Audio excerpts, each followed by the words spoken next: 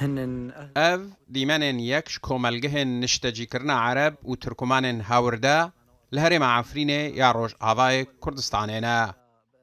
Yek ji projeyên Komeleya Beyaz Êler an ku destên spî ye ku projeyên niştecîkirin, mizgeft û dibistanan ji bo Ereb û Tirkmanên Hewrde li Herêma Efrînê cîbicî dike. Ev jî projeyeke din a heman komelgeya destên spî ye ku li Herêma Efrînê tê cîbicîkirin. Yek ji serpereştiyarên projeyê hûrkariyan derbarê yekeyên niştecîbûnê di nava vê projeyê de dide. Ev proje di qonaxa yekem de ji 8 avahiyan pêk tê. Her avahiyek ji 3 qatan pêk tê. Her qatek 4 şoqeyan li xwe digire. Êdî avahî 12 şoqe ne. Her şoqeyek 5 metreyên duca ye, ji odeyeke dê û bavan, saloneke zarokan û mitbex û serşokê pêk tê.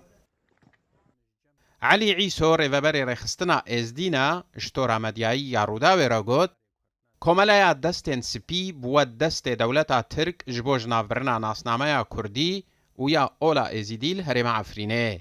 Di dema beşdarbûna di bernameya çavê sêyem a radyoya Rûdawê de, Îso behsa fînansekirina vê komeleyê kir.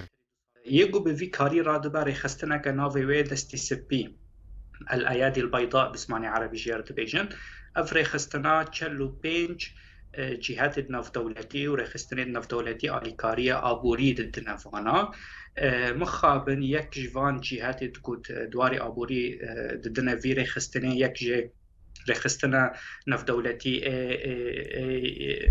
نتوية يكبوية الأمم المتحدة دو سال 2019 يعني بشتي داكر كرنا عفريني بسالكي 6 مليون و 710 دلار تنه ريخستنا نتوية يكبوية دايا في ريخستنا دو سال 2020 7 مليون و 213 هزار دلار جي نتوية يكبوية اف ريخستنا پرستاندية.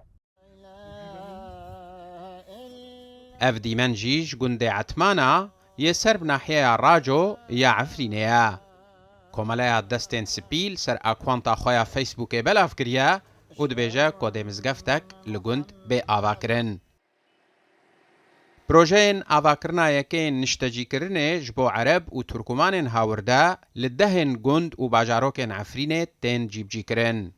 Çavdêr û şopînerên rewşa Efrînê diyar dikin ku piştî desteserkirina mal, milk û zeviyên nişteciyên resen, niha gund û komelgehên niştecîkirinê di nav gund û bajarokên resen de tên avakirin. Hüseyin Umar, Rûdaw.